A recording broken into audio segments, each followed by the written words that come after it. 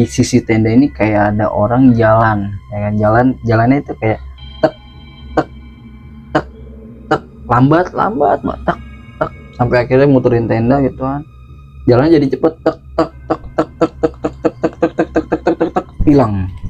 Itu kondisi sore nih, jadi tenda itu diorak begitu. Bos, itu yang gue lihat ya.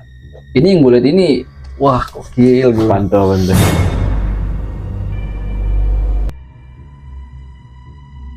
Assalamualaikum warahmatullahi wabarakatuh. Balik lagi bersama kita di Tongkrongan Misteri. Oke, jadi kita udah memasuki episode ketiga. Nah, di episode ketiga kali ini kita akan bercerita tentang Gunung Lawu. Apa sih itu Gunung Lawu? Gunung Lawu itu adalah gunung yang ada di Jawa Tengah yang ketinggiannya itu sekitar 3.265 mdpl. Jadi salah satu dari kita nih, Bro Radit, ini mempunyai kisah mistis di Gunung Lawu ketika tahun 2017. Oke, jadi sebelum ke cerita ada sedikit juga nih pertanyaan. Jadi pas itu lu daki sendiri apa berapa orang sih? Gua kebetulan gue berdua. Oh. Dan pada saat itu gue masih perdana Mendaki ke Gunung Lawu apa ke? Jadi gini, gue perdana pertama kali gue nyobain naik gunung. Oh, berarti Dan itu pun diajak ya. Jadi pengalaman apa sih yang lu mau ceritain pada malam ini, Cok? Sebenarnya nih pengalaman yang bisa dibilang bukannya hilang, bukan ya. Kalau hilang gue mungkin nggak bakal cerita.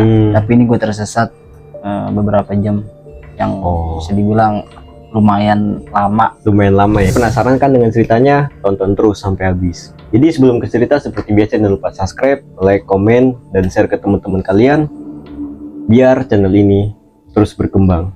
Tanpa lama-lama, langsung aja, ini dia ceritanya.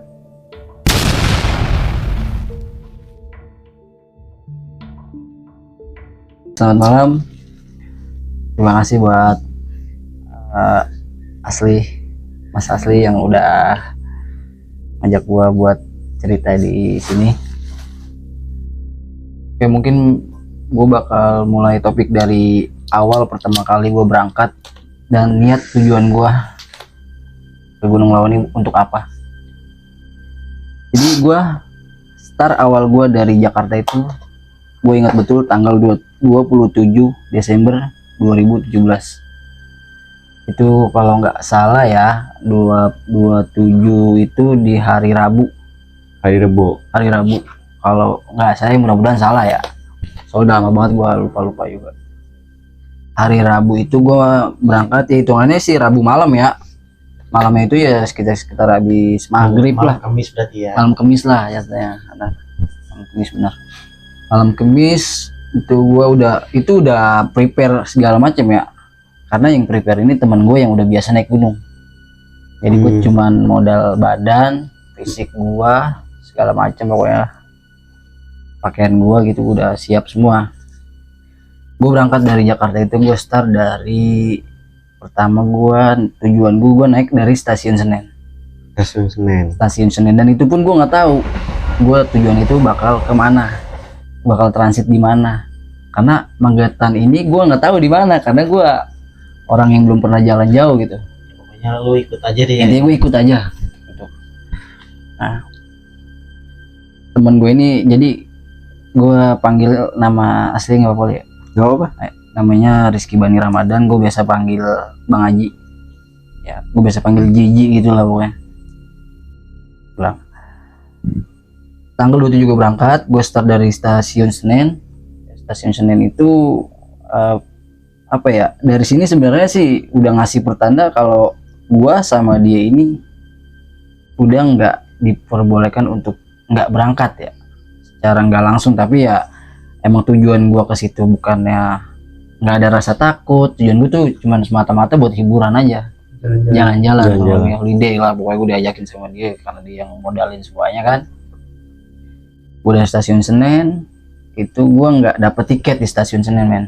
Jadi tiket itu bisa dibilang habis, karena itu mendekati akhir tahun ya. Jadi orang-orang semua tuh pada pulang kampung, ada yang mau mudik, liburan gitu ya. Jadi gitu tiket kan. terbatas gitu. Tiket terbatas. Gue kehabisan tiket sampai akhirnya gue pindah ke Pulau Gadung. Emang Pulau Gadung ada kereta ya? Nggak ada ya? Pulau Gadung enggak. Intinya gue ke Pulau Gadung. Itu mungkin gue pengen naik bis kali ya.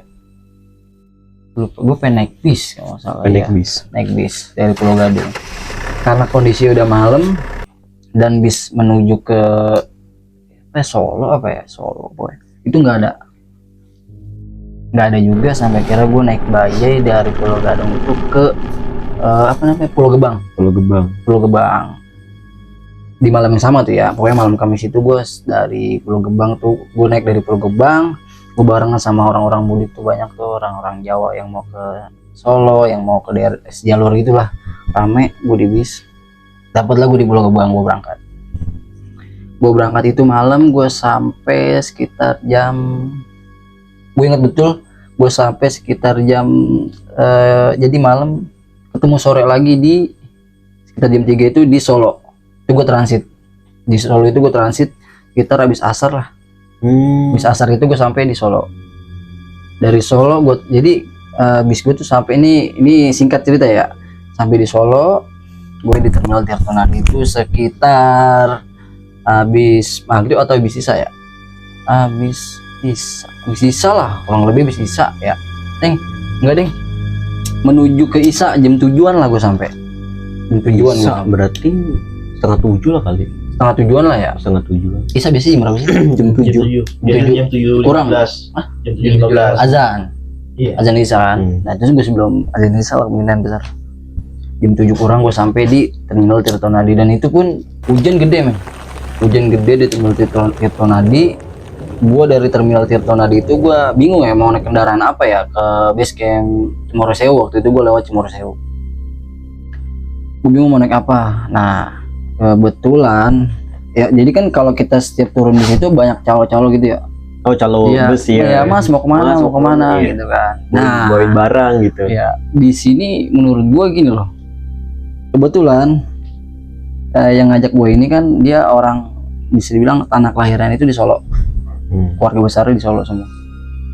Dia ini cucunya Kiai Besar Solo. Gue nggak tahu siapa ya, intinya dia. Soalnya gini, gue sampai di Terminal Tirtonadi ini nggak tahu kenapa ada yang nyapa dia gitu. Mas mau kemana? Mau ke Cemoro Sewu, base camp Cemoro Sewu. Oh gitu. Emang dari mana? Saya dari Jakarta. Mas asli orang mana? Nanya lengkap gitu men. Mas asli orang mana? Gue bilang kalau saya Jakarta pak, asli gini. Saya asli Solo. Ini kan. Nah teman gue ini nyebutin kakeknya dia siapa. Oh, yang kayak itu. Iya, jadi dia punya kakek ini ulama besar Solo gitulah. Nah dikenal sama masyarakat sekitar kayak calo-calo situ, orang-orang terminal gitu pada kenal. Oh gitu mas, oh salam ya buat keluarganya gitu gitulah. Pokoknya gue nggak ngerti pakai bahasa Jawa juga kan.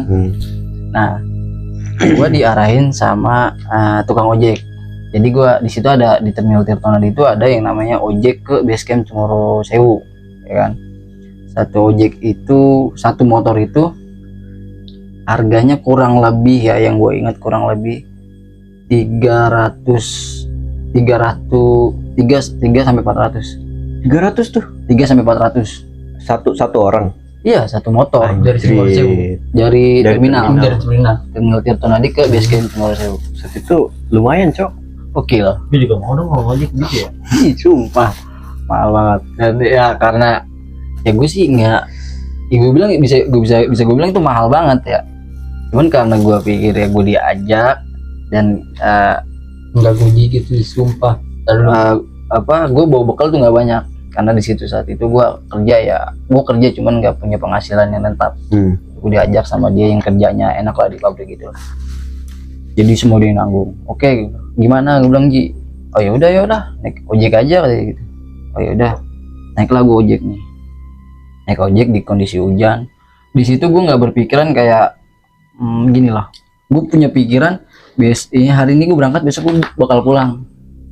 Oh, ngerti nggak? Iya, Jadi mau pakaian gue basah, mau gimana ya besok gue pulang ini. Bodo amat gitu. Bodo amat lah, gitu kan. Itu pun udah gue pakein kayak apa ya, kayak jas hujan plastik yang warna-warna tau. Iya namanya hujan kenceng men, tembus ya kan. Ya gue pikir bodoh lah, bahasa besok gue pulang gitu kan. Jalan tuh gue ke naik ojek itu ke Cemoro Sewu tuh, sampai sekitar kurang lebih jam 9 kurang berapa menit gitu lah, jam 9 lah intinya ya. Jam 9 tuh gue sampai di base camp Cemoro Sewu. Gue sampai di base camp Cemoro Sewu, gue ngerokok ya ngerokok. Gue sampai di base camp Cemoro Sewu itu jam 9. Ini tersundut lagi tuh. Ya kan gue istirahat sebentar. Maksudnya gue sampai Cemoro Sewu, gue kayak pesen mie, kayak makan dulu lah gitu, namanya habis hujan kan. Udah gitu suasananya udah bener, di bawah itu udah dingin banget. Ya mungkin dinginnya sama Jawa Barat tuh beda ya. Di sana tuh dinginnya menurut gue kurang. Oh, nggak dingin banget kayak di Bogor gitu. Iya. Dingin Jawa Barat tuh lebih parah menurut gua, ya kan. Nah, base camp ini udah dingin, jadi gua mesen mie segala macam lah, gua istirahat. Ada 2 pasang orang gitu ya, kayak pengantin baru atau gimana, yang mungkin nggak cowok gitu, nggak punya anak atau gimana ya. Cuman umurnya kayak bisa dibilang udah lumayan tua sih. Kayak pengantin belum punya anak gimana sih. Pas sekitar 35 ke atas lah. Dia lagi makan di situ juga, di base camp itu. Nah, kita sempat ngobrol tuh, dan di situ ini jauh sebelum gua berangkat ke situ, gua belum pernah baca yang namanya artikel Gunung Lawu. Ya. Oh, belum tahu nih. Belum nyari tahu apa sih ini Gunung Lawu, gitu kan. Gua nggak tahu, pokoknya semata-mata gua jalan-jalan dah. Intinya gua mikir ke situ. Gua makan mie, di situ ada burung, yang pikiran gue itu namanya alam ya kan. Alam. Maksudnya banyak lah burung-burung yang singgah gitu ya. Boleh makan mie gitu. Ada 2 cewek ini. Gue ngobrol, di sini ada burung di meja persis sambung mangkok gua gitu. Namanya gue iseng kan. Gue tuh sama hewan-hewan gitu, gue iseng. Kadang gue kasih mie tau. Gue kasih mie panjang gitu, dimakanin sama dia. Sambil ngobrol. Dia nanya tuh, yang cewek-cewek itu nanya, cowoknya nanya nih, "Mas dari mana mas?" "Baru sampai." "Iya mas, dari Jakarta saya." "Oh jauh banget dari Jakarta, mau nge-trek jam berapa?" gitu kan. Nggak tahu nih, gue masih jawab nggak tahu kan sama teman gue ini kan. "Nggak tahu nih mas, emang mas mau nge-trek jam berapa?" Gue tanya balik dong. Temen gue tanya balik, "Mungkin saya jam 10 ntar," kata dia gitu kan. Jam 10-an. "Oh naik nge-trek malam?" "Iya mas," kata dia gitu. Kira teman gue ini punya pemikiran yang kayak, iya kali yang nge-trek malam biar sampai paling enggak setengah jalan nih udah menuju ke pagi, itu nggak terlalu ini banget, jadi nggak capek-capek banget buat lebih jauh ke atas ini, nggak terlalu jauh gitu kan. Jadi paling enggak di pos 3 atau di pos 4 kita udah agak santai lah buat ke atasnya gitu kan. Nah temen gue mutusin buat naik malam. Gue sampai jam 10, pas jam 10 dia udah beres makan tuh, yang pasangan itu udah beres makan. Dia pamit sama kita tuh, "Mas kita duluan ya, nanti kalau memang mau naik trek malam nanti kita ketemu di pos 3. Gue seinget gue dia ngomong di pos 3 ya. Oke lah, di jalan ya kan. Di jalan gue sempet bongkar keril ya kan, maksudnya ada barang-barang yang harus dibeli lagi atau dipindah-pindahin gitu kan. Oke ya udah, gue bongkar gitu doang biasa. Gue rapetin lagi kan biar padat gitu kan. Karena saat itu yang gue pikir semakin beratas semakin keren gitu kalau ngedaki. Jadi, apalagi semakin tinggi keril semakin keren, semakin cool gitu pikiran gue. Kan lagu Bilang kuat lah. Iya, bilang kuat lah. Kalau nggak mau capek gitu. Dan pada saat itu ya teman gue bawa keril yang ya itu kurang berapa sih ya, berapa ini sih, pokoknya tingginya sepala lah gitu. Sampai barang-barang teman gue bilang udah pindahinnya ke gue anjing bawa gitu kan. Jadi lu nggak usah berat-berat. Sumpah gue tengil banget di situ. Akhirnya dipindahin ke gue, sampai akhirnya gue ngikut susah banget. Anjir, gue bilang berat banget, bodoh lah, pede gue bilang. Akhirnya karena dia mutusin buat naik malam, gue ke pos Simaksi tuh. Pos Simaksi buat pendaftaran kita naik ya kan. Nah gue beres makan, singkat cerita gue beres makan, gue pos si Maxi. Nah di pos si Maxi ini gue di KTP gue difoto, foto KTP teman gue difoto, dan di situ gue ditawarin 3 barang kayak kompas, peta, sama HT ya kan. Karena nah si Max ini sempat tanya, penjaga si Max ini sempat tanya, kamu masnya naik berapa orang? Saya berdua mas. Yakin berdua, nggak butuh teman atau ranger gitu? Nggak mas, kita berdua, kita naik santai kok gitu kan. Turun perkiraan tanggal berapa? Paling tahun baru, kita tahun baruan di atas mas. Ingat gua ya, tahun baruan di atas nih. Gue ditawarin peta, nggak mau. Temen gue nggak mau karena gue di situ nggak ngerti apa-apa ya. Pikiran gue ya kita bakal turun kok. Sih peta dia nggak mau, HT dia nggak mau, dia kompas nggak mau. Jadi kita nggak ada bekal buat petunjuk arah buat naik turun, kita nggak ada petunjuk arah apa-apa. Mungkin dia berpikirnya, gue udah tahu ini, udah sering kesini. Enggak. Yang Perdana lebih, juga apa gimana? dan yang lebih parahnya lagi, ini dia baru kali ini ke Gunung Lawu. Oh dia juga baru Kali ini ke Gunung Lawu ya. Cuman Sip, sebelumnya dia ya. pernah naik ke Cikuray, dia pernah naik ke Gunung Gede gitu kan. Mungkin dia bisa dibilang gue udah biasa kali menurut dia, menurut teman gue ini. Jadi gue nggak pakai apapun, nggak pakai peta, nggak pakai kompas, nggak pakai HT segala macam, dan gue berdua naik ya kan. Gue di situ, gue ingat betul gue pakai baju oranye. Nanti gue bakal kirim fotonya buat dokumentasi gue di Gunung Lawu. Gue pakai baju oranye. Kebetulan gue dapat baju ini gue dari ada brand gunung, temen gue baru beli tenda, jadi gue dapat gratisan baju 2. Oh bonus. Gue pakai nih kan, jadi kayak sponsor. Sumpah gitu, gue ketujuan gue waktu itu kayak main so-soan tau lu. Main so-soan itu gue harus keren ya anjir. Padahal mau naik gunung, main naik gunung doang itu. Mau dilihat siapa sih? Nah abis itu gue simak si telar, gue diyakin lagi bener mas, mau naik berdua, nggak mau nge-trek pagi aja. Enggak mas, kita mau naik malam biar agak santai ke atasnya nanti. Oke. Nah kita tuh, posisi gue tuh ada di Gapura Cimoresewu. Nanti lu lihat di ini, bisa lu gambarin. Iya. Gapura Cimoresewu, gue berdiri di situ. Bos, pokoknya selisih gue sama si cowok itu setengah jam. Jadi naik dia jam 10 teng, gue lihat ya udah berangkat naik. Ya kan, setengah 11 lewat beberapa menit. Nah, itu gue udah pengen start. Itu udah berikut si Maxi ya, udah selesai ya.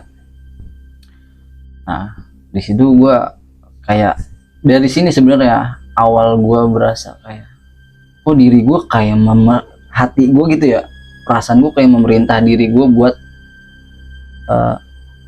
memerintah. Terus yang gue lebih gilanya lagi, ini gue kayak diatur sama apa ya, kata hati gitu. Kata hati gue gitu. Jadi setiap kata hati gue nunjukin, lo harus kayak gini, gue harus ngelakuin, nurutin gitu. Iya. Karena yang gue lihat, seluruh sudut pandang mata gue itu gelap seadanya. Ini namanya hutan belantara ya kan. Kita mau masuk hutan belantara, ini gelap banget. Yakin nih, gue sempet ragu di situ ya dalam hati gue. Cuman gue ingat pesan teman gue, jangan sembarangan ngomongnya. Ingat ya, gue cuma pesan ke lu, teman gue bilang di Jakarta sebelum berangkat itu, nanti kalau ke Gunung Lawu nggak boleh sembarangan ngomongnya, tolong dijaga bahasa lu, perilaku lu. Iya siap mak, gue bilang siap Ji gitu kan. Nah di situ gue ingat omongan dia, dan gue ragu naik malam. Gue perdana ke gunung yang tingginya ini bisa dibilang kelas-kelas ya, tinggi lah men. Gue perdana 3.000 ya. 3.000 paling pantas banget juga gue ke Gunung Gede ya kan. Gue nge-trek malam. Nah depan Gapura itu jalurnya kan kayak batu-batu kali di jajar gitu, ditanam gitu, rapi lah pokoknya.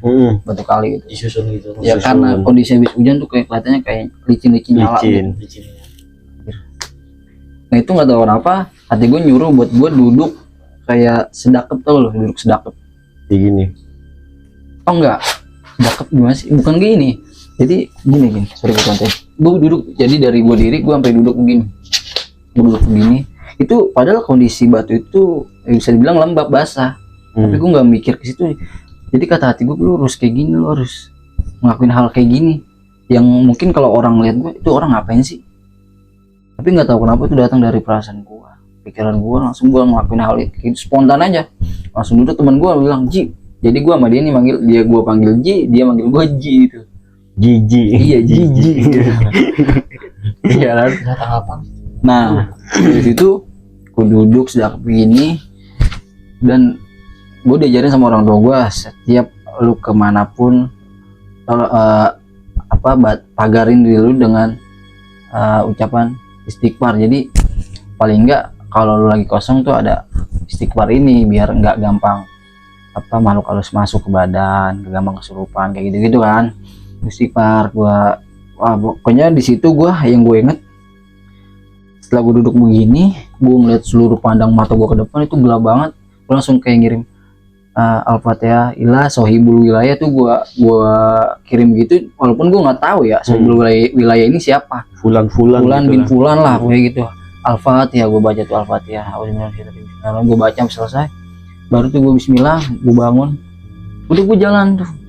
Jadi pemikiran gue nih, setiap gua jalan itu kalau mungkin ada yang pernah lewat jalur Timur Sewu ya, pasti lu sering banget nemuin kayak batu gede udah ke aling-alingan ranting-ranting pohon gitu kan, udah berlumut, itu ada banyak batu gede. Di setiap gue lihat dari headlamp gue tertuju ke batu gede gitu kan, pasti gue minta berhenti ke teman gue ini, tapi gue pakai alasan, ngerti nggak, biar dia nggak mikir macam-macam teman gue ini gitu. Oh, lu diem aja dah gitu. Iya, pokoknya jadi gue biar nggak dia mikir macam-macam, gue bilang berhenti dulu Ji, minum istirahat dulu, santai aja sih kata dia. Ya udah minum aja dulu kata dia. Padahal di situ ya perasaan gue tuh kayak bilang ini tuh ada orang, maksudnya lu berhenti dulu. Gue sambil megang batu nih, jadi kayak tangan gue ini gue megang rokok ya kan, gue megang batu kayak gue nyenderin tangan, padahal itu gue lagi bukan sekedar nyenderin tangan, padahal gue sama juga kayak tadi gue baca, gue ngirimin Fatihah sobil wilayah Fulan bin Fulan bisil Fatihah, gue baca Fatihah, terus gue sambil ngomong dengan cara bahasa gue, permisi saya numpang lewat gitu kan. Di setiap ada batu gede sampai gue pos 3 itu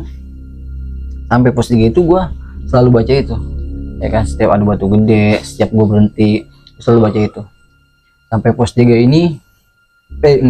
Gue lewat pos 2 ini kabar berita ini gue baru dapat dari teman gue kemarin gue sempat ngebahas soal gue di Gunung Lau sama dia, karena gue mau cerita di sini ya. Gue sempat nanya kenapa sih kita ngecamp saat itu, kita ngecamp di pos 4, kenapa? Dia jelasin ke gue di pos 2 ini itu nggak mungkin, pada saat itu nggak ada yang ngecamp di situ ya di pos 2 ya, karena kondisinya menurut gue itu emang lapang tapi pohon tuh jarang, cuman ketutupan gitu, ngerti nggak? Iya, jadi ada warungnya itu kayak pakai gentengnya itu kayak genteng-genteng oren, tau yang dulu? Oh iya tahu. Genteng oren dulu banget, tanah liat gitu. Itu warungnya itu agak rusak, nggak tahu itu ada yang dagang atau enggak kalau siang ya, nggak tahu. Gue lewat situ, dia di situ ngelihat sosok Mbak Kunti ya, dan ini dia cerita baru kemarin ini. Oh serius, dia baru cerita kemarin ini, karena gue pulang dari sana dia sama gue tuh nggak berdialog apapun, yang gue rasain di sana gue nggak cerita gitu kan, saling diem lah, saling diem aja, saling nutupin. Nah dia ngeliat itu katanya di pos 2, jadi posisinya ini kayak rumah 3 kecil lah pokoknya, warung gimana sih, jadi aling-alingnya temboknya itu pakai kayak bambu yang disilang-silang gitu. Iya men, jadi berdiri tepat di depan warung begitu, jadi kayak topangannya kan kayu tuh, dia diri di situ, dan itu dia doang ngeliat, gue nggak ngeliat apapun, karena gue lebih nyaman jalan paling di depan ketimbang gue di belakang. Itu gue orang, walaupun gue belum tahu itu jalanan atau bukan ya. Nah di Gunung Lawu itu sebisa mungkin gue selalu bilang sama dia, Ji gue di depan ya.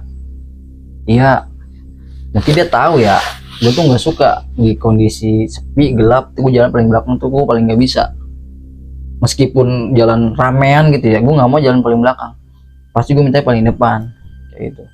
Gue jalan paling depan, dan gue ngeliat tuh selalu ke depan sama ke atas, Kalau gue sudut pandang gue ya, gue nggak pernah nengok kiri nengok kanan.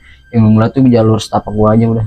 Gue ikutin jalur gue ngeliat ke atas kadang, gue ngeliat ke bawah, gitu kan. Kadang mata gue ngelirik ke sini sambil headlamp gue arahin ke sini dikit. Cuman ya pikiran gue macam-macam.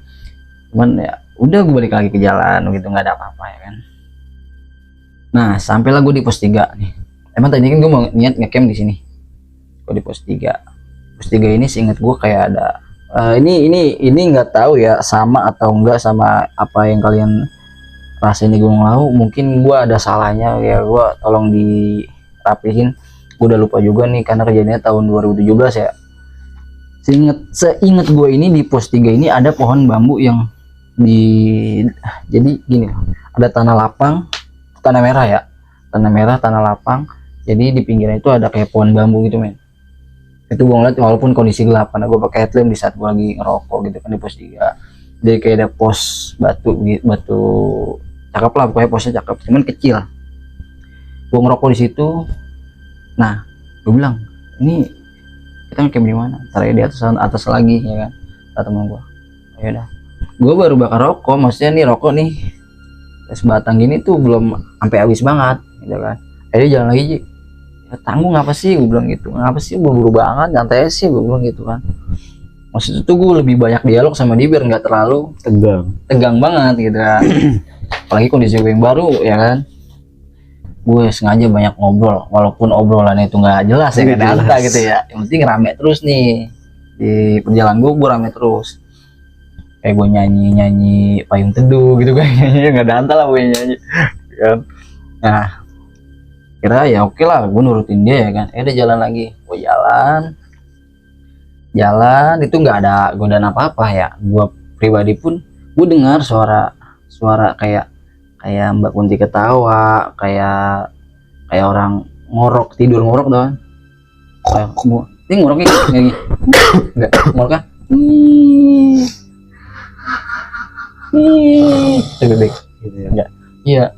Jadi ini yang gua tahu dari teman-teman gue pendaki ya. Karena teman-teman gue pendaki ya, gue nanya soal ini. Itu kalau kita ngetrek malam di hutan itu kan yang kita pikir kan suara ini pasti makhluk kayak gini. Tuh suara apa sih bang? Gue sering nanya tuh ke teman-teman gue yang suka ngedaki. Itu sebenarnya bukan suara makhluk halus dan sebagainya, bukan. Sebenarnya itu gesekan antara ranting pohon, batang pohon, hingga menamaikan dia alam luas itu kan. Dia iya. ngasilin suara yang kayak tawa, kayak macam-macam gitu. Kayak ngik gitu ya. Iya bener Itu macam-macam suaranya, dan lu nggak harus mikirin soal itu, mikir positif aja. Positif thinking aja ya, mungkin itu cara dia ngobatin rasa takutnya mungkin ya. Kayak bener juga sih, itu salah satu ilmu yang gue dapat dari dia. Masuk akal juga sih. Masuk akal. Nah, ranting pohon ketemu ranting pohon ya gesek-gesek aja. Kalau ada batu jatuh Bisa gitu. Nah, singkat cerita nih, gue sampai di nggak tahu itu pos berapa ya. Nih tolong nanti tulis di kolom komentar kalau emang kalian tahu ini pos berapa. Jadi posnya ini gentengnya nggak tahu udah diperbaiki apa belum ya. Iya. Itu yang gue lihat emang pos ala kadarnya pos, gentengnya cuman bolong atas ya. Nah tuh kalau pagi itu di situ ada yang jual itu teh apa kopi. Kopinya tuh ngeres banget ya, cuman top banget tuh kopi. Tehnya juga enak banget di situ. Tuh rame. Jadi setiap turun tuh pendaki selalu pasti berhenti di situ buat ngopi sama ngeteh, buat istirahat mereka gitu kan. Dan banyak batu-batu itu lapang luas, bukan lapangan ya, lapang luas, banyak batu-batu gede. Ada yang duduk situ istirahat di situ gitu kan. Nah itu gua ketemu sama pasangan yang tadi di situ. Oh ketemu lagi di base camp. Nah dia sempat kaget, oh mas kirain siapa, naik malam juga. Iya naik malam juga mas. Iya di sini aja nanti, jadi ngecamp di sini aja, tidur di sini. Jadi bangun subuh tinggal naik, nggak terlalu jauh gitu kan. Ya mas, kebetulan pos itu agak gede men, agak luas. Cuman gentengnya yang gue lihat itu bolong. Gentengnya bolong. Dan di sini temen gue lagi nih yang yang ngerasain hal-hal yang menurut dia itu janggal tuh di sini. Dia terus gitu loh, yang menurut dia yang ngerasain kejanggalan di Gunung Lau ini dia terus sebenarnya. Jadi dia ngelihat pos ini yang tadi gue bilang ketemu cewek cowok ini, dia ngeliat dari kejauhan itu pos tuh cakep banget. Bahkan sampai dia tidur, gue sampai gue istirahat di situ, dia cerita sama gue itu kemarin juga pas gue lagi pengen ngebahas soal Gunung Lawu ini di podcast kali ini ya. Gue nanya juga sama dia, dan itu Ji, pos yang kita ketemu sama pasangan itu pos cakep banget. Gue liat cakep kayak habis dicat, gentengnya rapi. Ternyata pas kita bangun tidur, lo bisa lihat sendiri. Bukan bisa lihat sendiri, gue sempet debat sama dia. Karena gue lihat dari malam ya, gue emang posisinya genteng bolong. Gue tidur di atas. Itu kan pas gue ngecamp di situ malam itu, gue tidur nggak pakai tenda. Karena menurut gue ada genteng. Oh, ngapain bangun tenda Ngapain lagi? bangun tenda lagi kan? Tapi emang gue yang gue tahu, anjir gue kebagian. Apa nggak bangun tenda sih? Hujan gerimis men. Gue pakai sleeping bag. Muka gue tutupin tetap aja kena air hujan deh. Oh bodoh lah, intinya gue bisa tidur. Emang dingin banget dengan kondisi baju gue yang demek lah. Nggak lepek, cuma demek ya. Ya alhamdulillah badan gue sehat-sehat aja gitu loh. Gue tidur, yang gue nggak habis pikir nih, kok bisa lu tidur kondisi lu kecucuran air gitu kan? Iya. Nah itu perempuan itu kebagian di genteng yang nggak bolong pasangan itu. Jadi dia karena dia udah duluan, jadi dia lebih milih lahan yang ketutupan itu kan. Kebetulan pas bagian gue ini gentengnya bolong, samping gue banget, samping gue bisa nih pohon gede, bukan. Nah jadi gue tidur di paling pinggir, cuman di samping dinding tembok ini. Jadi temboknya seukuran sedada lah, selebihnya kayu terus genteng gitu. Gentengnya bolong men, pas banget gue. Nah dia kaget pas pagi, anjir genteng bolong ya. Emang gue inget banget dia ngomong gitu, dan gue nggak mikir emang genteng dari semalam bolong apa sih. Nah dia nggak cerita apa-apa lagi, dia cerita baru kemarin pas gue pengen cerita di podcast ini ya. Gue lebih mendalami cerita ini sebenarnya, kejadian apa sih yang lo rasain di Gunung Lawu. Nah dia baru bagi cerita ini ke gue kemarin gitu. Dia lihat pos ini cakep, bagus, rapi, nggak ada rusak-rusak lah pokoknya. Setelah bangun tidur ya yang dilihat genteng pecah, bolong segala macem ya kan, amburadul lah pokoknya, banyak daun-daun jatuh gitu kan. Gue bangun, ya udah gue bangun itu di situ udah masih sepi ya, kondisi sepi. Cuman ada yang tukang warung tadi tuh, gue sempat istirahat ngopi dulu. Abis itu baru gue jalan lagi. Jalan lagi tuh gue nggak tahu udah jam berapa ya saat itu ya. Nih ya, kenapa gue nggak cerita itu di jam berapa? Kalau lu nanya itu di jam berapa lu pagi, pokoknya paginya gue itu istilah pendaki, gue pendaki malas men. Kalau pendaki yang benar-benar pendaki itu dia bangun subuh, itu dia langsung jalan. Kalau gue enggak, jadi gue nungguin terang banget loh. Matahari keluar di mana? Jam 7 jam 8 ya, jam 7 tuh baru gue nge-trek lagi lanjut. Kebanyakan pendaki ngejar summit tuh jam 4, dia udah nge-trek lagi biar sampai puncak dapat summit kayak gitu. Kalau gue enggak, ya gue berangkat jam 7 naik lagi tuh gue lanjut ke yang gue inget. Ini perjalanan gue yang gue inget, gue sampai di Watu Kapur. Watu Jago, ada Watu Jago di situ. Gue foto-foto dulu di Watu Jago tuh, namanya jalan siang kan, ketemu pendaki turun, ada yang turun, ada yang naik, ketemu gitu kan. Gue ngobrol itu nggak ada kejanggalan apa, itu enak dah bang ya. Suasananya enak banget, gue nikmatin banget suasana. Ya kan, itu udah di hari Kamis, hitungannya hari Kamis pagi menuju siang lah ya kan. Sampai di Watu Kapur sekitar jam 11 atau 11 jam 11 lah kurang lebih ya. Sampai di Watu Kapur gue foto-foto lagi sampai akhirnya, tau gak, karena gue pakai baju sama dari brand gitu kan, sangkanya gue dari sponsor men. Gila lu kan. Jadi ada beberapa pendaki ngajak gue foto gitu kan, ngajak gue foto, mas boleh foto bareng nggak? Gue bingung sama temen gue, maksudnya gue fotonya sama lu berdua, kata temen gue gitu kan. Mas serius nih? Iya mas, ntar saya yang fotoin.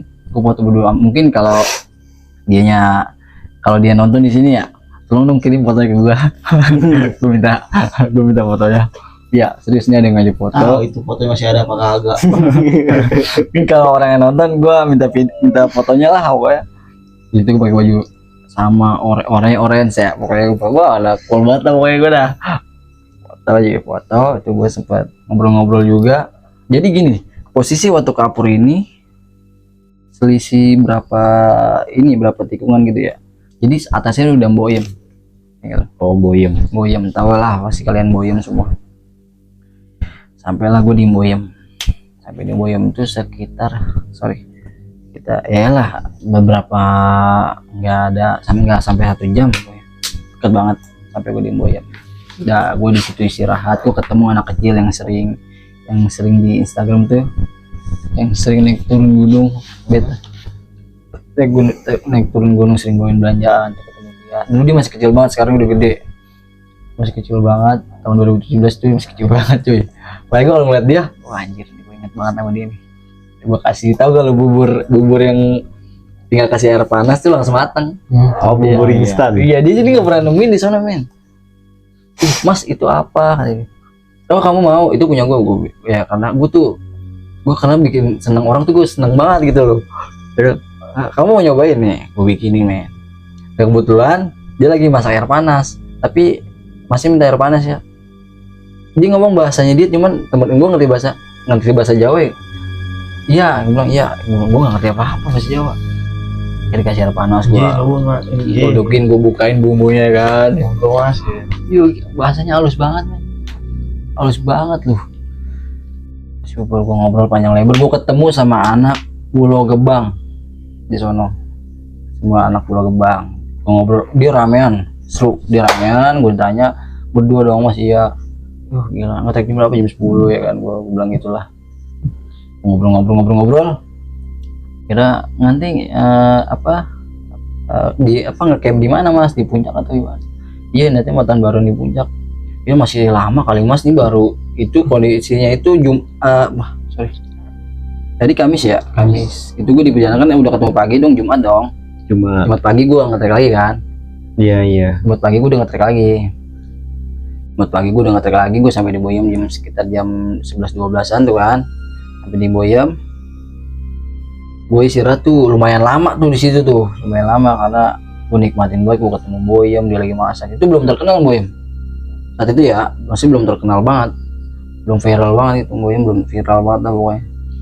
Mukanya tuh judes banget dah, Boyem tuh judes dulu. Mungkin ya karena gue nggak tahu apa-apa ya, nggak tahu dia kayak gimana. Masih batu gue di situ jam 2 lewat itu gue berusaha buat ke Hargodumilah men, puncak Gunung Lawu itu Hargodumilah namanya. Itu gue lewat namanya sumur apa yang sering kayak orang diminum, dibuat mandi, nggak tahu diminum atau enggak ya, gue dibuat mandi lah gitu lah. Jadi setiap itu katanya dapat jodoh. Gue nggak ngerti apa jodoh atau percaya situ lah pokoknya. Banyak tuh gue lewat situ, ada yang mandi, ada yang ini kan. Terus ada yang bilang katanya, mas kalau mau ke puncak lewat sini aja nih langsung. Jadi langsung, cuman agak curam jalurnya, cuman motong. Jadi kalau lewat sumur itu tuh agak muter gini ya, jadi agak landai. Iya agak landai. Cuman kalau lewat sini agak curam, tapi langsung puncak gitu. Gue lewat yang situ tuh, jalur curam itu. Emang jalurnya itu kalau menurut gue ya, itu jalur tempat dimana tempat pertama gua mulai kesasar tuh di situ sebenarnya. Di situ. Jadi gua lewat situ itu sampai gua di puncak. Itu jam abis asar lah. Jam 4 lewat, enggak lewat. Jam 4 kurang, pokoknya abis asar lah gitu kan, gua sampai di puncak. Itu kondisi wah pahit lah pokoknya. Enggak gelap, enggak terang, belum gelap banget ya, enggak gelap enggak terang. Itu belum gerimis, agak gelap gitu. Gue bangun tenda di puncak. Dan itu gua sebelum gue bangun tenda itu gue ngeliat puncak itu, jadi puncaknya modelnya gini kayak kunci motor bulat panjang ke sini men. Jadi kunci motor panjang gitu. Gue di Hargodumilah itu gua ngecek puncak tuh sepi banget. Dan di sini gua merasa kok ini gunung, jadi pohon baru numbuh aja itu udah ada dupanya men. Oh jadi kayak ada sesajen gitu ya? Sesajen. Dan itu kondisi hari apa sih, Jumat sore itu udah ada gimana sih, Jumat sore ya? Jumat sore bener. Jumat sore kan? Iya Jumat sore itu udah, ini ada apa sih, ini gunung apa sih? Gue sempat bertanya dalam hati gue gitu ya, anjir pohon kecil udah banyak sesajen gitu, ini ada gue apalagi pohon-pohon gede, jadi kayak ada kayak buah nasi yang di gituin lah pokoknya lah. Ibaratnya sesajen gitu. Kayak ada cabe yang cabe tuh satu cabe Ditusuk. bukan ditusuk, cuman di kayak kembang, dibikin jadi kembang. Iya. Wah itu iseng banget. Ada bawangnya juga ya. Ada bawang. Itu lengkap lah pokoknya. sajen. Iseng banget gue, sumpah iseng banget tuh gue lihat pohon itu banyak, hampir semua pohon ada. Nah itu awal udah agak kegelapan, gue bangun tenda buru-buru karena gue lihat puncak nggak ada orang ya kan. Nah tambah lagi yang bikin gue panik ini, hujan lama-lama makin gede. Jadi baju gue yang demek tadi tuh belum sepenuhnya kering. Yang dari semalam gue tidur bangun itu belum sepenuhnya kering, karena di sepanjang jalan tuh baju yang dari semalam gue bilang demek itu nggak kering sebenarnya. Gimana sih, jadi gue jemur-jemurin yang di carrier juga pada basah kan, gue keluarin, gue jemurin tuh di pohon-pohon, gue jemurin.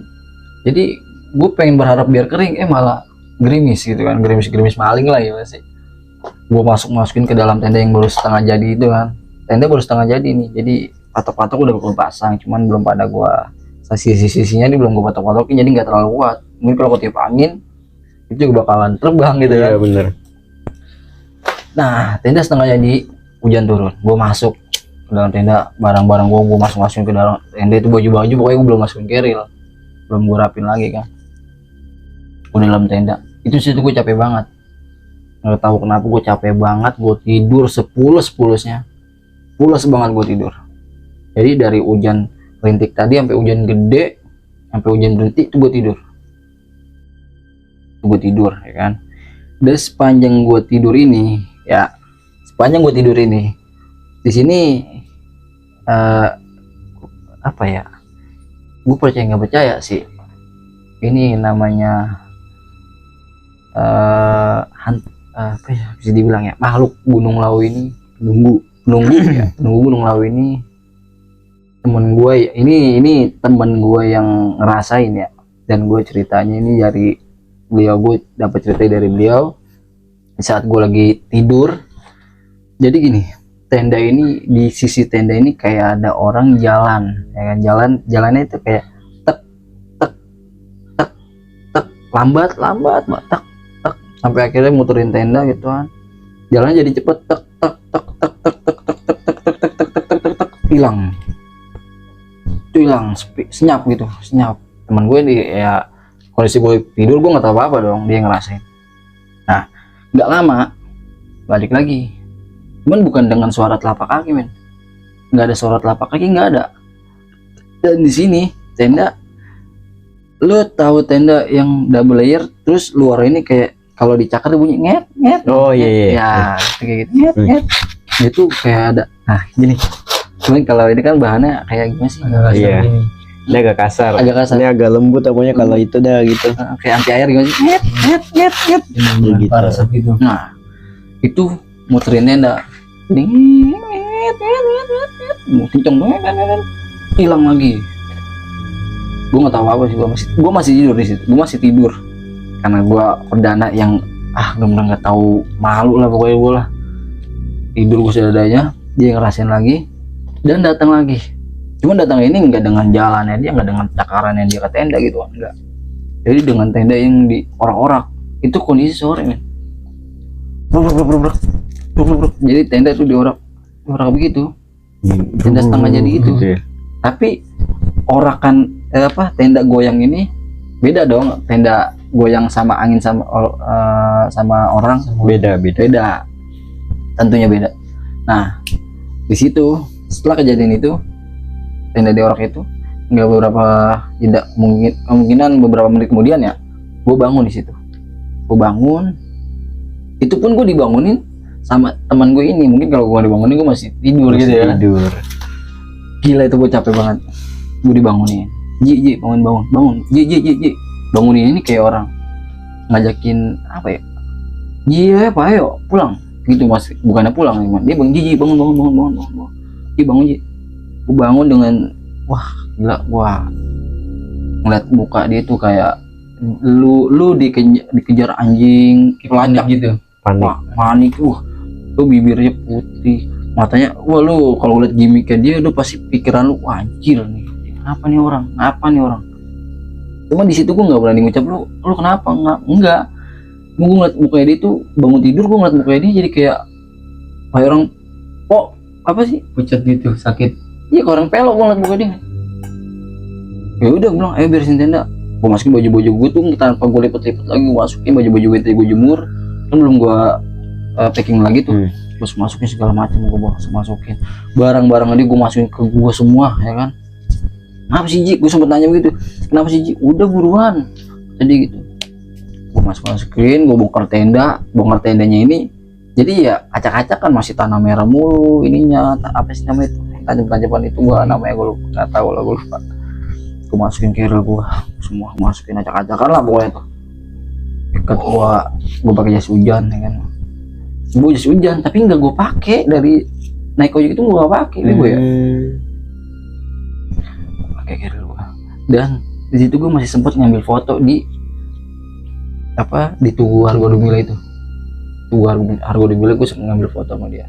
Cuman maaf ya, fotonya hilang karena memori kameranya rusak tuh, yang tembaga kuningnya rusak. Jadi iya. Jadi nggak bisa Kembali gitu. nggak bisa disalin, nggak bisa dipindahin, belum sempat dipindahin. Udah kebaca berarti ya. Pada hilang semua. Buat akhirnya gue dia mutusin buat turun ke Boyem. Bermaksud ingin bermalam di Boyem ya kan. Nah di situ gue turun dengan dia yang gimmick dia panik, jalan dia panik, pokoknya setiap langkahnya dia itu panik pokoknya. Turun dari puncak. Jadi gue bilang tadi itu yang jalur cepat ke puncak itu, gue lewat situ kan karena gue naik lewat situ. Itu banyak banget tikungannya. Jadi menurut gue kalau lu salah beloknya itu pasti bakal nyasar. Nah di sini start gue nyasar itu di sini. Jadi ini temen gue ini, Bang Haji ini, dia belok kiri. Seinget gue kita lurus tadi, lurus aja pokoknya. Nggak ada belok-belok ya. Iya, cuman cabang banyak. Belok sedikit lurus langsung, belok sedikit lurus langsung. Tapi ini kiri terus. Kira ada cabang, turun ke bawah dikit langsung kiri lagi. Kanan kiri lagi. Gue nyasar, itu gue jalan panjang jalan itu gue, ini kita kemana sih? Itu jalan nggak mikirin ini jam berapa, ini kita kemana. Intinya gue di belakang dia saat itu. Gue ikutin dia terus. Dan itu nggak tahu kenapa efek gua ngelihat kondisi gimmick mukanya dia yang panik kayak gitu, pucet kayak gitu, jadi gua sendiri tuh kebawa suasana yang kayak gitu kan. Mikir gua jadi macem-macem, tambah lagi gua orang perdana, daki perdana, ngeliat kondisi muka dia kayak gitu, gua langsung kayak napas gua sesek cuman nggak sesek banget ya. Jadi setiap langkah gua tuh cepet banget, capek gua bilang tadi dulu sih pelan-pelan, udah buruan. Oke lah, gue paksain kan, gue paksain. Udah dingin di situ, sedingin-dinginnya karena hujan gerimis itu masih berlanjut ya. Gue jalan. Nah, di sini gue ketemu sama orang yang lagi di situ, ada namanya tong sampah ya. Tong sampah cuman tuh gede, men. Jadi di dalam tuh sampah lagi dibakarin sama orang itu. Kayak buat pembuangan gitu. Pembuangan sampah. Pusat titik sampah buangnya di situ mungkin ya, bakarnya di situ pas sampah pendaki itu. Dibakar di situ. Gue masuk ke ruangan ke tembok itu, ke dalam tembok itu ada orang di situ lagi bakar sampah. Teman gue ini nanya pakai bahasanya dia, yang gue denger, yang gue tahu, dia teman gue nanya pakai bahasa kita biasa gitu, bahasa Indonesia biasa. Pak, punten saya mau tanya, ini saya di daerah di mana ya? Emang mas saya dari mana? Si bapak ini pas kita tanya juga ngelihat kondisi muka teman gue yang panik gitu ya kan, langsung kayak mikir, wah ini kenapa sih ini orang. Cuman dia nggak bermaksud buat langsung nembak begitu, langsung nanya, emangnya kenapa mas kok kenapa, ini kenapa panik, kok panik banget, nggak gitu nggak. Tapi dia berusaha buat kayak nanya, mas dari mana? Dari puncak Hargo Dumila Pak, saya mau ke Boyem gitu kan. Maksudnya juga udah ini nih dingin banget, udah kedinginan. Iya mas, gue dipanggil, mas ke ini lu dekat pengapian biar hangat badannya. Di situ gue minum tolak angin 2 biji. Minum tolak angin, gue dekat pengapian, dia ngobrol. Gue dengar dia ngobrol yang deket kan. Ini mas ada di Cemoro Kandang. Ini posisinya kalau mas Itu turun ke bawah itu udah pos 3. Itu dekat banget men. Gue liat tuh ke bawah udah emang udah ada kayak pos gitu. Itu pos 3. Temen gue tambah maning. Apa? Mas jalan ya, dari kapan? Kita jalan nggak lama kok ke sini. Ini di pos 3 mas, di Moro Kandang. Jadi kalau mas mau ke Boyem, mas naik lagi ke puncak. Dari puncak mas suruh saya turun. Nah itu ikutin jalur itu nanti ke kanan, itu ikutin jalan setapak. Nanti ketemu Boyem. Kayak gitu kan.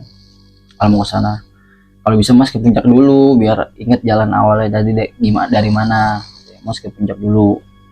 Kan disaranin, ini mas ada di pos 3 Moro Kandang. Dan kata dia sempat bilang, ini kok jauh banget mas, mau ke Boyem tapi ke mas lewat Cimoro Kandang, gimana sih? Kayak gitu. Mas kejauhan, lebih baik mas kalau mau turun sekalian ke Cimoro Kandang, ini di bawah pos 3, lebih baik sekalian lewat Cimoro Kandang kalau mau turun. Cuman kalau masnya mau ke Boyem ya mas naik lagi ke puncak. Sedangkan gini ya, yang gue tahu di Gunung Lawu ini punya posnya ini ada 7, kurang lebih, mohon maaf ya, 7 sampai 8 pos termasuk puncak ya. Itu di Gunung Lawu ada segitu. Nah itu gue turun dari puncak Hargodumi lah ke Cimoro Kandang pos 3 itu ya, bisa dibilang pos 3 loh. Gila men, itu berapa pos yang gue lewatin dan itu berapa kilometer yang gue jalanin. Dan gue ngerasain itu kayaknya sebentar, nggak lama ya kan. Dan bapak-bapak itu juga nanya dengan gimmick muka yang kayak kaget, cuman dia berusaha buat nggak menutupi lah, buat nenangin gue juga, buat nenangin teman gue juga, buat nutupin itu semua. Mas balik lagi deh ke puncak, nanti turun ke bawah lurus aja, udah nanti ikutin jalurnya, nanti mas nembus ke Boyem kayak gitu kan. Balik lagi ke puncak. Oke pak, makasih banyak pak, terima kasih udah dikasih tahu. Ya mas, hati-hati kalau memang mau mutusin turun lebih baik ke Cimoro Kandang. Dia selalu bilang nyaranin gue buat turun ke Cimoro Kandang biar lebih dekat gitu kan. Mungkin nih ya, pemikiran bapak-bapak itu mungkin udah lain gitu loh. Ngerti gak? Karena jalur dari puncak ke pos 3 Cimoro Kandang ini jauh men. Nggak logis dong ya. Jadi gunung gini. gunung gini. Ini gue lewat tengah Cimoro Sewu. Ini Candi Ceto. Ini Cimoro Kandang. Posisi gue saat itu ada di pos 3 Cimoro Kandang. Itu jauh berapa kilo men? Berapa kilo itu gue jalan. Ya. Kalau akal juga tuh. Di situ sebenarnya udah nggak masuk akal gue jalan. Oke, gue mutusin, temen gue mutusin buat balik lagi ke puncak. Balik lagi gue puncak itu udah gelap, udah dibilang malam ya. Malamnya itu gue nggak tahu jam berapa, karena jam gue udah embun mulu, handphone gue udah nggak ada sinyal juga, gue nggak disitu, nggak kepikiran buat main handphone. Iya. Buat main handphone gue mikirin diri gue aja yang kayak napas gue udah ngapa-ngapain kayak orang kelelep, tau lo.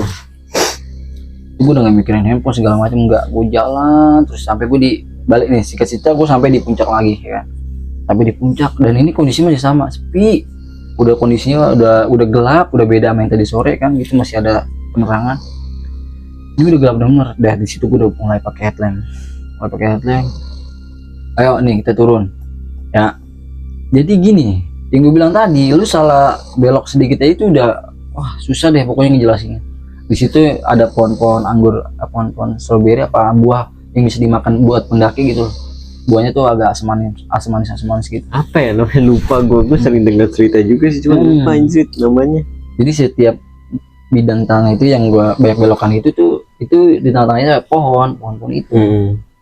Nah, di situ gue sebenarnya ketemu sama burung yang ada di base camp malam itu, burung jalak itu, jalak lawe dibilangnya ya kalau sekarang. Gue ketemu burung itu, setiap pohon ada dia. Cuman gue nggak ngehirauin burung itu, intinya gue harus nemuin Boyem nih, ya kan?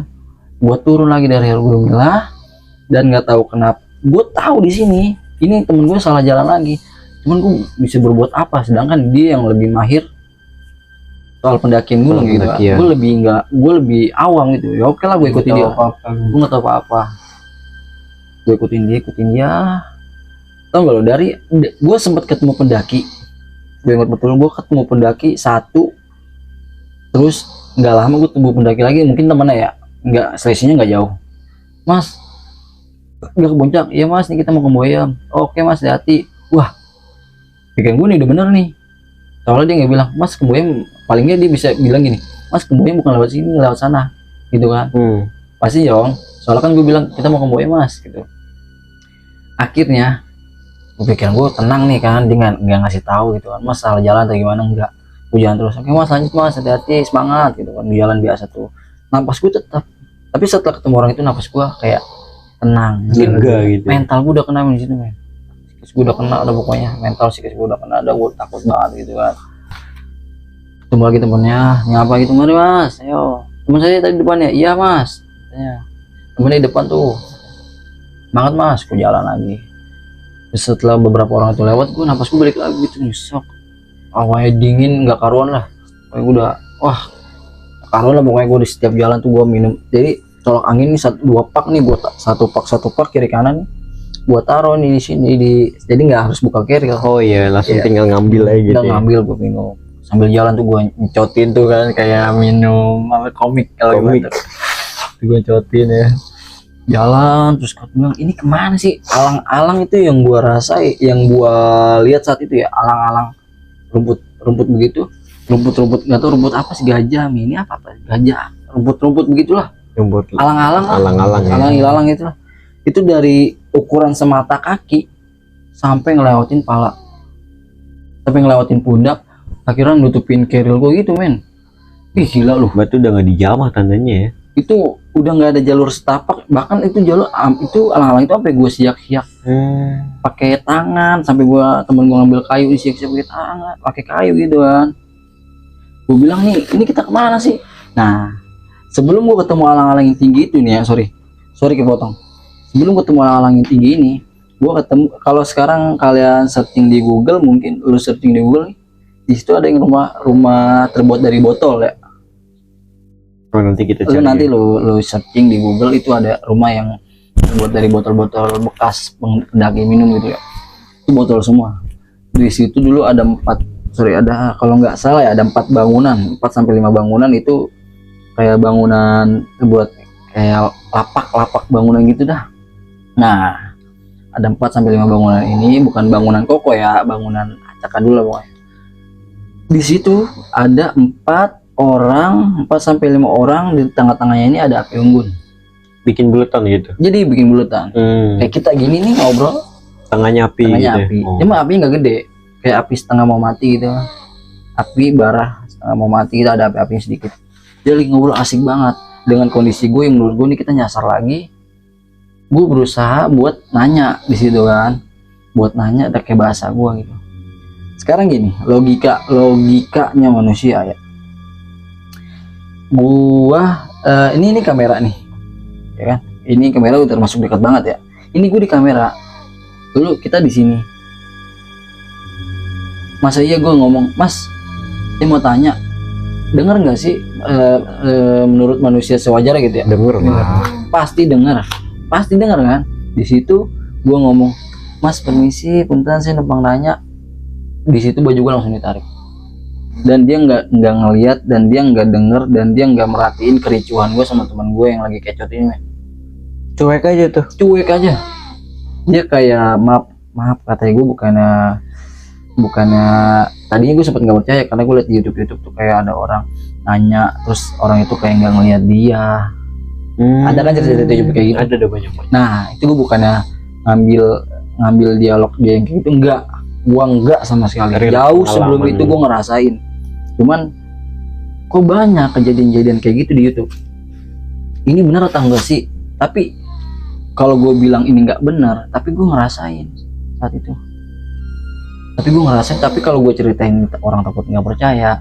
Tapi gue pribadi gue ngerasain namanya gue nanya nggak ditanggepin, nggak dilihat lah pokoknya sama dia. Gue kecot depan dia sama teman gue ini. Dia nggak, tapi jadi gue kecotnya gini. Kata dia, baju gue ditarik seadanya, baju gue ditarik. Lo ngapain sih nanya-nanya, katanya gitu. Ya daripada kita nyasar, jam berapa ini? Udah katanya, ngapain sih nanya-nanya? Gue bilang, yaudah kalau emang lu tahu ayo kita balik lagi. Gue bilang, kagak nih kita pasti ketemu kok Boyem, katanya. Dia masih kepikiran dia tuh kita harus ke Boyem, ini nggak sih lo? Patokannya lah. Patokan dia tuh selalu ke Boyem. Sedangkan setelah gue kecut itu gue sambil yaudah sekarang gini, gue yang jalan paling depan, gue gituin kan, ya kan, gue jalan paling depan, gue jalan yang depan, lu nggak beres, gue gitu, ya bener lah Ji, gue gitu, ini udah menurut gue nih udah nggak beres nih jalanan nih, gue, lu tak palang-palang udah begini gitu kan, gue sempet bilang kayak gitu saat gue udah kelepasan, gue udah panik, gue udah selah segala macem, napas gue udah ngap-ngapan gitu kan, gue jalan paling depan, gue pegang kayu yang dia pegang itu gue ambil, gue saking kesel, sini gue bilang, nggak beres banget lu gitu kan, gue sewot banget sama dia, gue siak-siak tuh jalanan, siak-siak bahasa gue singkap-singkap gitu kan.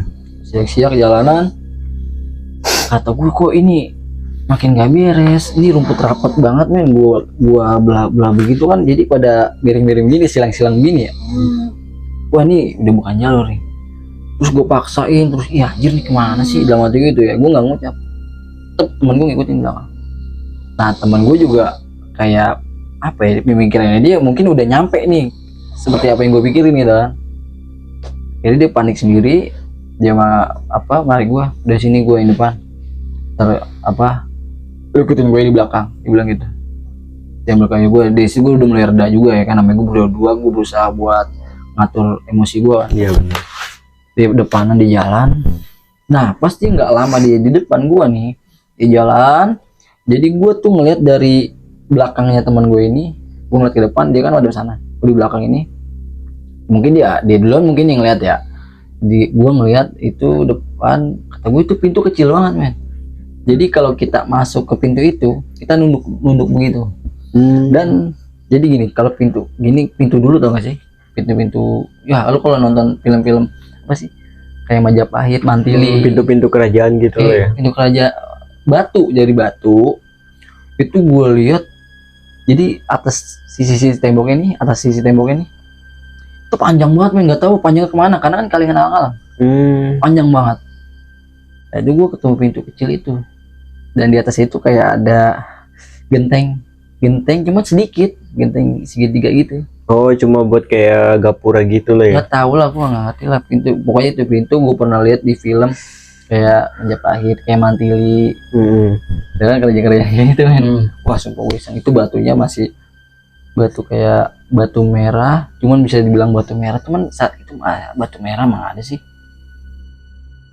kan, pikiran gue, wah gue bilang nih nggak beres, gue bilang nih, dia masuk, ikut masuk dong, pas giliran dia masuk, dia nengok, jadi gini, dari pintu ini juga gue ngeliat di dalam itu kayak susah banget jelasin, Ada ruangan gitu. jadi enggak ruangan men, jadi kayak ada pohon Kamboja, itu selebihnya tanah merah semua, pohon Kamboja tuh daunnya kayak pink, daun bunga Kamboja, enggak kuburan jenisnya, jadi tanah merah itu ada tanah rata, nggak ada gunung-gunungan gitu, nggak ada. Itu ada kebun Kamboja, ini masih di luar pintu, gue belum masuk ya, temen gue yang udah masuk kepala itu gue udah lihat karena gue persis di belakang dia, wah nggak beres, gue bilang. Temen gue masuk nengok ke kiri, dia langsung muter balik, gue didorong keluar, jalan. Gue penasaran men, gue bilang apa sih Ji, gue bilang tadi dulu, gue lihat, gue berusaha buat masukin kepala gue tarik baju gue, tadi dulu gue gitu, tadi dulu apa, udah jalan lagi, udah ayo, temen gue udah ayo apa, udah ngerti kata dia gitu. Gue lihat, gue ngeliat, wah itu yang gue lihat ya, ini yang gue lihat ini, wah gokil, gue mantap. Jadi ini makam sebenarnya kecil, itu di sebelah yang gue nengok ke kiri itu sebenarnya itu makam, itu bukan sebenarnya, ini makam kecil, ukuran makam kayak biasanya gitu. Makam pada umumnya lah, makam pada umumnya, cuman di rapi banget, dan di sisi kiri kanan makam ini ada kayak patung itu. Nah maaf banget, mudah-mudahan ini gua nggak tahu ya, ini yang dilihat gua dan dilihat temen gua, ini patung ini yang ya gua nggak tahu, saat itu gua tidur, patung ini yang ngelihat, yang ganggu temen gue di tenda, patungnya, jadi patung ini yang ganggu temen gue di tenda di saat gue lagi tidur. Kenapa ya sampai sepanik itu, sampai wah gila. Oh berarti diketemuin lagi tuh pas ketemuin dengan jenis patung, dengan bentuk patung sih, babung ini parah, sampai pala-pala cuy. Itu batu tua lah pokoknya, maksudnya batu lama. Bentukannya gimana tuh patung? Hah? Patungnya bentukannya kayak Iya. kerajaan. Maaf nih ya, bukan saja kalau patung-patung kayak di komplek-komplek kita kan yang megang begini itu biasa, Oh iya iya. kita kan yang megang pentungan gitu itu biasa. Ini patungnya, maaf ini kayak apa ya, lu pernah lihat badut Mampang gak sih? Maaf banget, Biar tahu badut Mampang. kayak gitu, kurang lebih kayak gitu. Itu yang gue temen gua, itu yang opsi, maksudnya asumsi dia kayak gitu. Dan asumsi gue nggak, sebenarnya nggak berani mengatakan itu seperti itu, mengatakan patung itu seperti itu. Sebenarnya gue nggak berani. Mirip ya, emang gue asumsinya seperti itu ya kan. Oke, gue ketemu patung itu, bukan ketemu, gue lihat sekilas, itu sekilas. Jadi di batu misalnya ini kayak ditutupin kayak kain putih gitu. Itu gue bilang itu makan tua banget nih. Dan ini gentengnya itu gede, maksudnya gentengnya panjang gitu. Pokoknya itu nggak kehujanan lah tuh. Gue balik lagi tuh, dan gue balik itu juga. Jadi kayak lu bis ngeliat hantu tuh main duluan, main pegang-pegangan. Oh, Gue duluan Ji. Gitu. Cuman gue nggak ngomong duluan Ji, enggak. Gue lari seadanya, gue lari ngelewatin tempat orang 4 sampai 5 orang tadi ngobrol itu. Dan dia nggak ngirauin gue lewat situ, nggak ngirauin. Bener kayak ngeliat. Bener kayak yang ngeliat gue. Wah, gue makin gila gitu. Pas ngeliat itu, gue jalan selangkah 2 langkah itu udah gue nggak kuat men. Jadi gue ngelangkahin sambil megang pundak kayak temen gue. Gue megang pundak temen gue nih, megang pundak. Ji, gue nggak berhenti dulu Ji, gue nggak kuat ini Ji.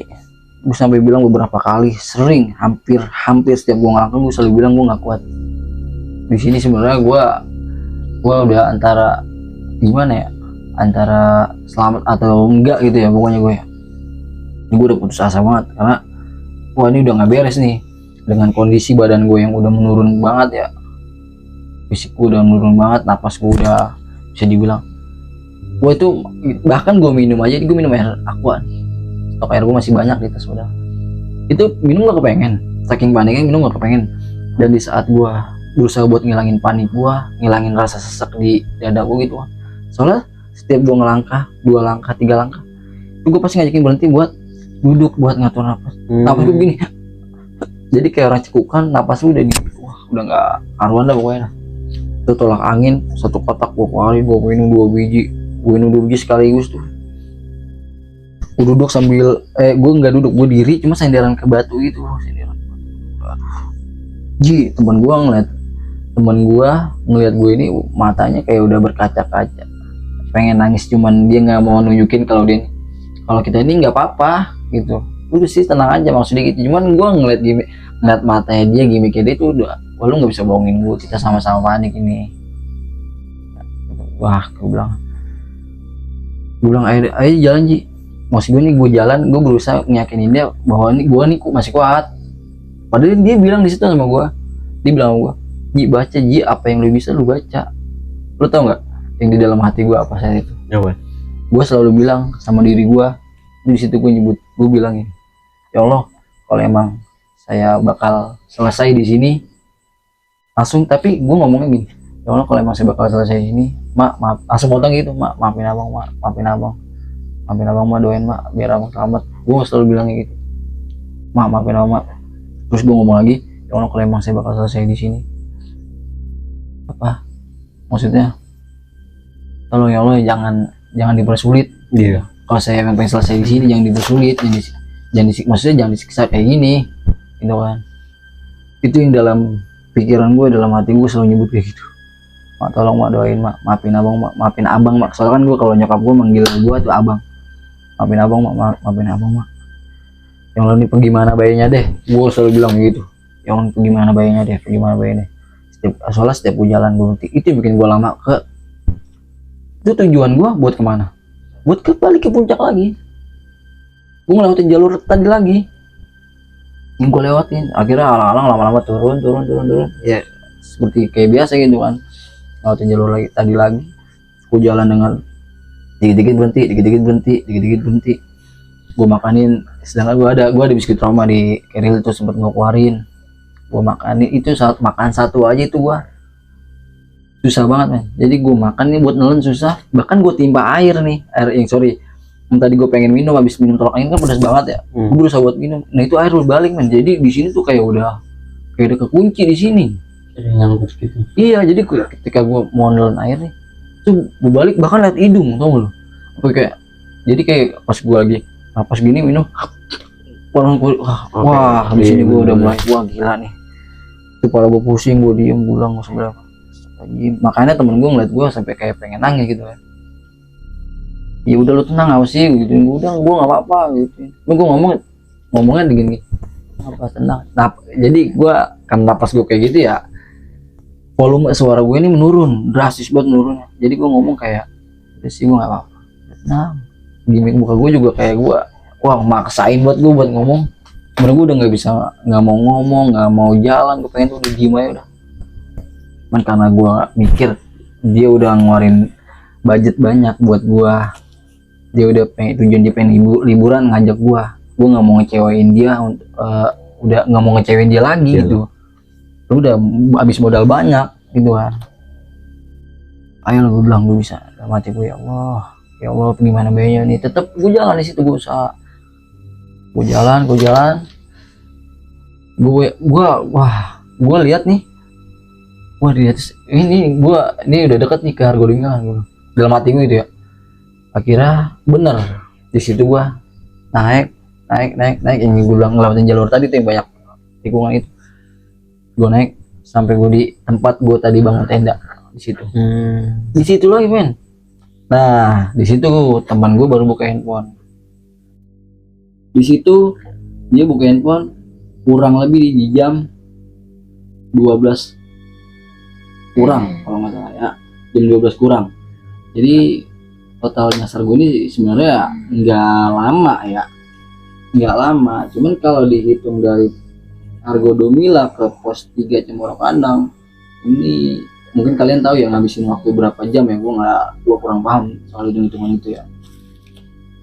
Tambah lagi nyasar gue dari Argo Domila ke yang tempat tadi itu yang luar botol itu ada gue ketemu makam itu ngabisin waktu berapa jam itu gue nggak tahu.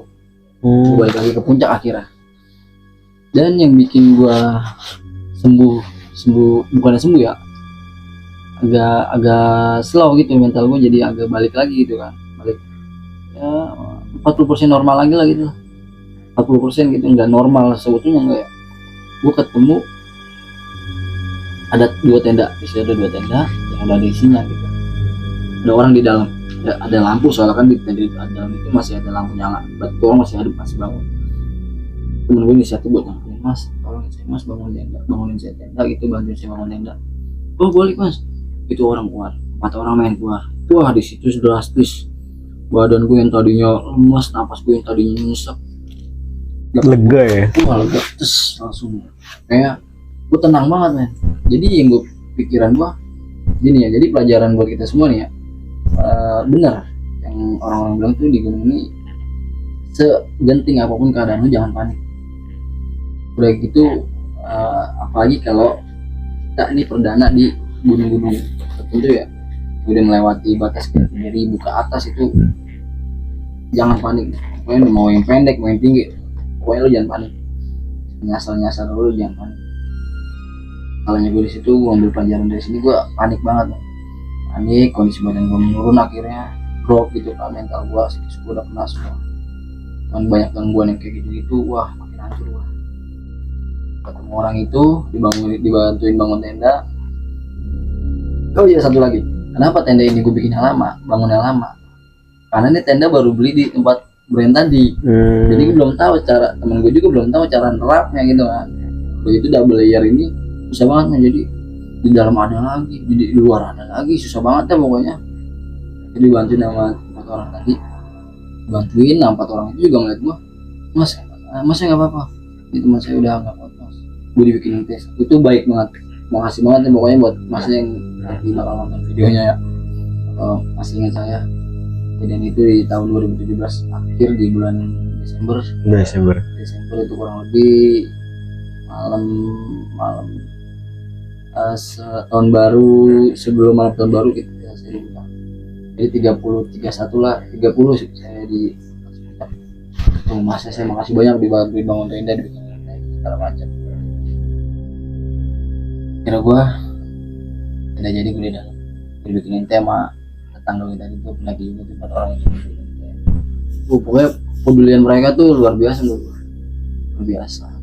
Gue istirahat, gue makan segala macam, gue masih ketelan gitu makan, karena ya udah gue ngeliat ada manusia di sini, bukan cuma gue dong berdua, walaupun duka itu masih ada ya, tapi di sini udah ada orang. Alhamdulillah balik lagi, fit lagi badan gue, sehat lagi, mental gue balik lagi, fisik gue normal lagi. Di situ gue udah bisa merokok. Kira temen gue ngaji ini nyuruh gue buat istirahatin badan lu. Oke, gue sampai di situ, gue istirahat, gue tidur. Yang menurut gue di Lau ini ya luar biasanya ini gila sih men.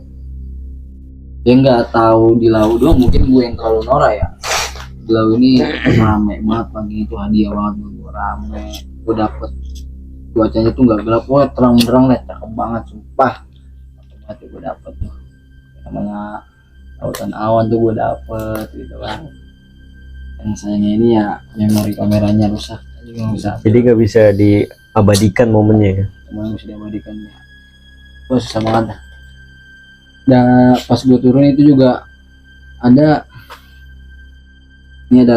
satu kejadian lagi, cuman singkat cerita ya, ini dari sepanjang Harga 12 sampai gua turun lewatin pos 2 tadi sampai gua ke base camp, itu kejadian cuma satu yang teman gua rasain. Yang gua rasain itu di pos 2 lagi, cuman tuh kondisinya bukan malam, kondisinya masih ya sore, jam 2 jam 3 lah sore. Sebelum gua cerita itu, pokoknya gue asik banget nikmatin perjalanan pulang gue asik banget nikmat. Dan gue nggak nyangka sampai berhari-hari itu gue di gunung ya. Seberhari-hari itu gue di gunung ya, gimana sih bilang, sampai makan waktu banyak banget gitu di gunung. Gue pikir gue berangkat hari ini, besok gue bakal pulang datangnya.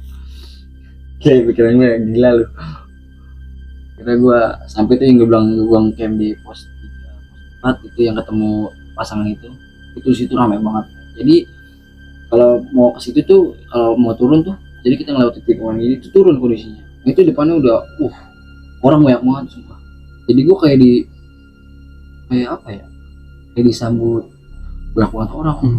Halo mas, halo. Itu gue berdua doang, nggak ada lagi yang lain. Udah gitu gue pakai baju ala kembaran gitu, gue senang banget tuh gila disambut. Halo mas, mas kopi mas, makan mas, ini mas.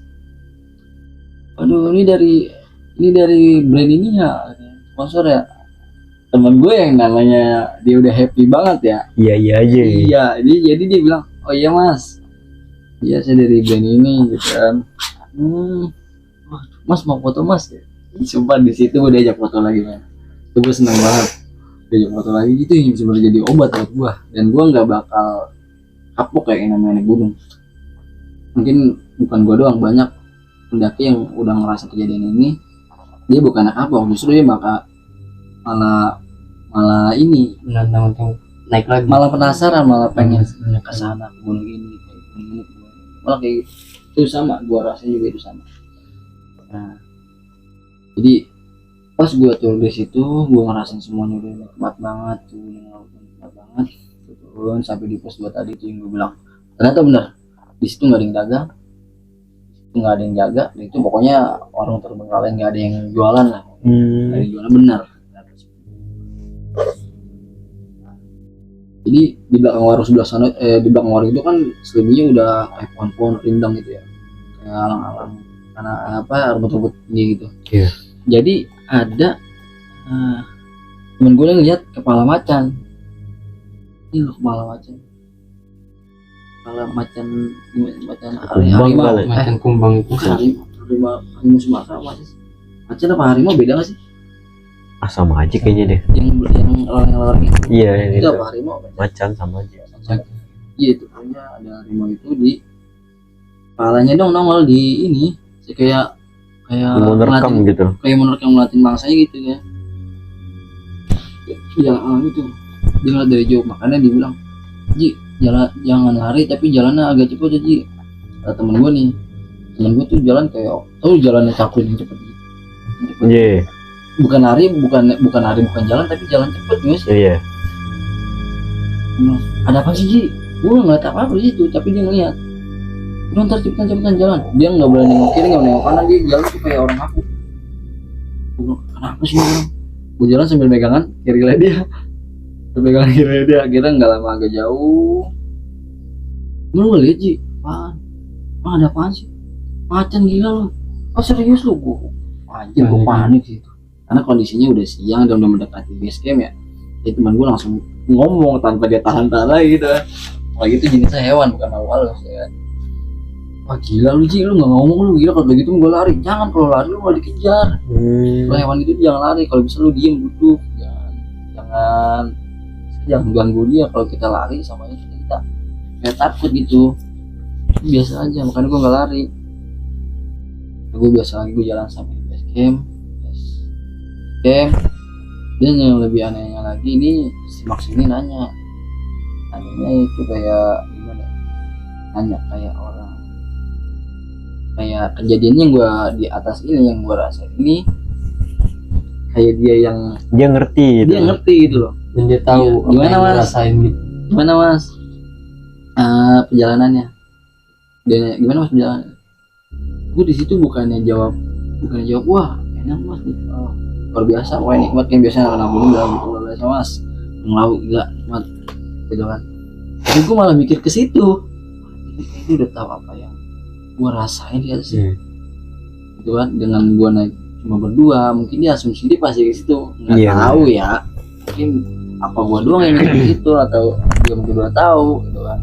Teman gue jawabnya juga dengan singkatnya, ya begitulah Mas.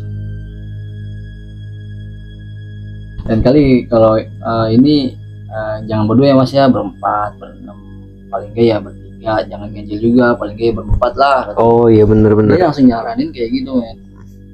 Itu yang bikin gua bertanya-tanya, wah anjir. Dan di sini bonus yang lebih gua nggak bakal bisa lupain ini. Jadi di Cemoro Sewu itu, kalau kita Cemoro Sewu ini gini, base camp ini turun gitu tuh, itu udah jalan raya men. Modelnya kayak warung warpat. Oh iya tahu. Ya, warpat itu kan jalan raya tuh. Jalan raya, terus sonanya juga ada kayak musola, warung-warung, ada musola, masjid musola tempat orang-orang sholat gitu kan. Entah pejalan kaki atau motor atau pendaki itu sholat di situ. Kebetulan gue kemana-mana waktu saat itu ya, gue selalu bawa peci yang anak majlis tim putih. Oh iya. Iya itu gue selalu bawa. Jadi sekiranya gue lagi ada kesempatan waktu buat ibadah, gue sholat, gue ada peci. Gue masih bawa itu. Dan itu gue taruh di saku gue nih. Gue jepit di sini malah, gue jepit di sini. Udah bau sempak kali. Gila itu baju gue nggak ganti-ganti, sumpah. Nah, gue masuk ke musola itu, temen gue malah sempat mandi. Gue nggak sempat mandi, kenapa? Dingin banget, gokil lah ya. Dingin banget, sadar dingin.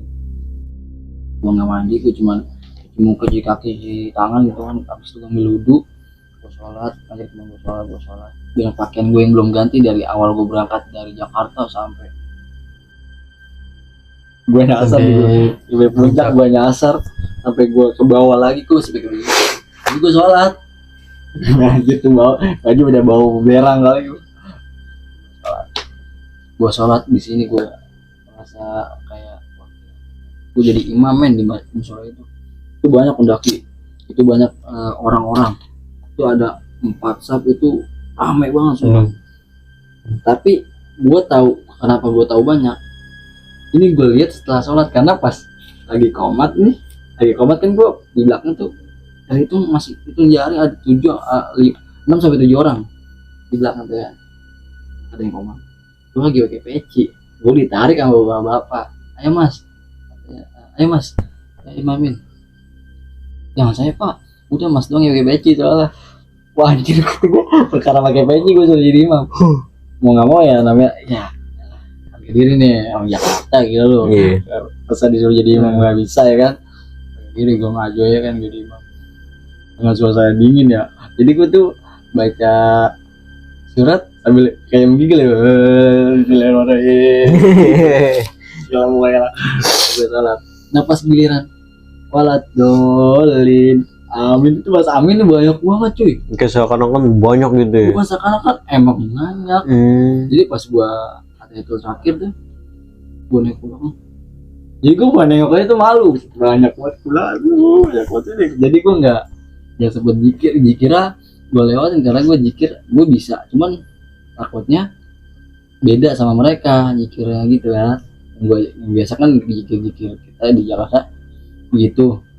Padahal di sana kan yang namanya daerah gitu kan, takutnya beda. Iya benar. Ya, gue ngejauhin hal-hal ini takutnya ini kok beda nih alirannya sesat. Padahal enggak men, gue sesuai ajaran agama yang diajarin guru-guru gue, jadi orang tua gue gitu kan.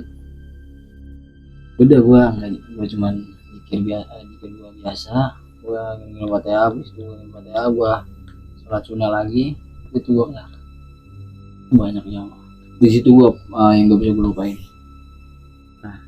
Begitu gue pulang dari Cemoro dari Basecamp, gue balik lagi ke Tirtonadi, gue naik bis. Gue di bis ini ada 3 cewek itu menurut gue wah cantik banget, cantik banget. Itu juga bisa ngedaki dan gue belum ganti baju. Tau gak lu kenapa? Badan gue udah bau bangsat kan. Bau bangsat. Jadi di atas itu gue pakai salon pas tuh. Oh iya. Salon pas campur keringet baunya kayak apa? Balsem campur keringet baunya kayak apa berhari-hari. Nggak enak lah ini. Wah kacau, bau banget. Gue sendiri gila, bau jam gue bau banget. Baju gue demek sampai kering, demek lagi kering. Wah kata gue, sampai dia bilang ini, Mas dari mana? Dari Gunung dari Gunung Lawu. Lewat mana? Cemoro Sewu. Emang turunnya di mana? Mau ke Jakarta. Gue denger temennya dia bilang gini men. Nah sontak tuh langsung pakai masker semua. Jauh banget lagi turunnya. Jauh banget lagi turunnya. Maksudnya lu turun tuh kapan sih lu turun? Bau banget lu BG kalau bisa bilang gitu. Bau banget lu bang. Temennya bilang jauh banget lagi turunnya Jakarta. Gue langsung minta masuknya, Pak saya mau ngambil yang dulu kan di bagasi sebelah kiri tuh. Gue turun cuma buat ganti baju jadi gue seka badan gue tuh gelap-gelap wangi, baunya malah makin gak danta anjir karena gue gak mandi. Iya gak enak lah. Baju yang gue pakai baju Demak. Anjir gue bilang bodoh dah, gue tahan malu. Teman gue nih yang ini udah ketawa-tawa aja kan, karena ya dia kan gak pakai balsam segala macam, gak pakai, jadi badannya biar kata udah berhari-hari gak bau, paling gak bau keringet biasa. Ini gue udah balsam keringet, wah tetap kampak lah pokoknya udah pakai dah pokoknya. Jadi gitu. Itu akhir dari cerita gue di Gunung Lawu. Itu di kejadian tahun 2017 di bulan Desember ya. Jadi mohon maaf sekiranya ada yang kesinggung soal ini kejadian ini. Sebelum teman kita almarhum Alfi Kurniawan ya. Iya Alfi Kurniawan.